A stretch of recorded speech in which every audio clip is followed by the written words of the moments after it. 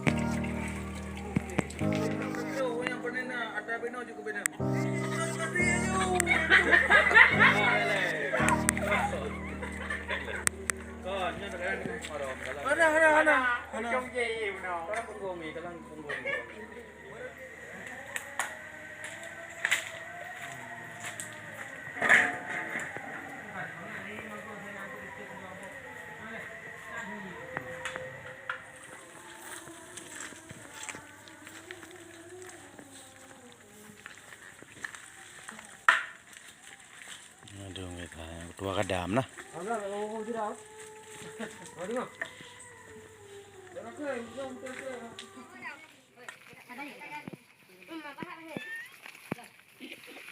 Balik paknya berapa? Tak ada tunjukkan ni.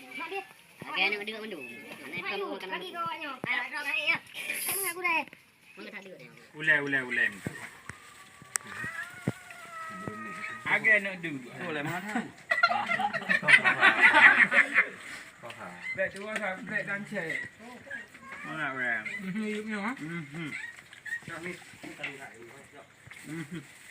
Kita nak ikut ini berapa? Nah, habis nak ukutnya. Ada pun. Buka terik betul bunga. Di mikan tu. Jangan nak. Lanjut. Abang search ni lagi. Santan memang tidak ada masalah.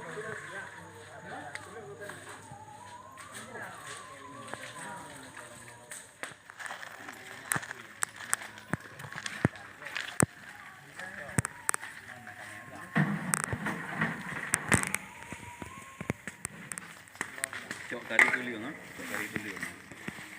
Cok kari tuliung biryani.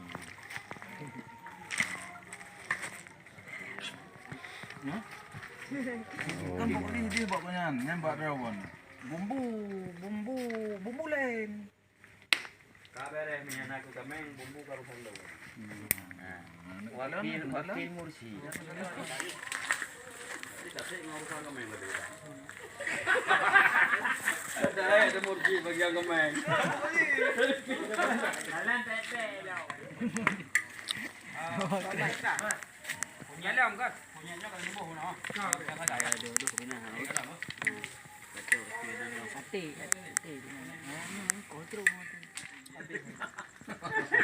oh kemasan tak. Mbak 5 tiga biang manga. Ini nampi udah berang tuh. Hingga Pak.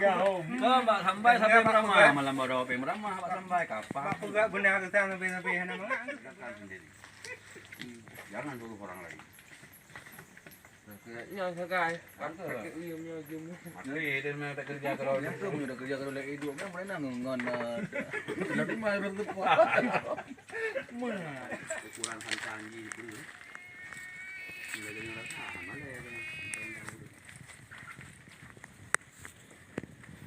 Nyonya panggil bulu mak lagi nyonya. Dia buh yo yang kopak. Bubu kelim nang ketel. Dah. Seluk kan? Iya ada seluk. Ya lah. Ada ya. Urun malih. Kayak batang-batang itu. Tadi aku pegah buat dong.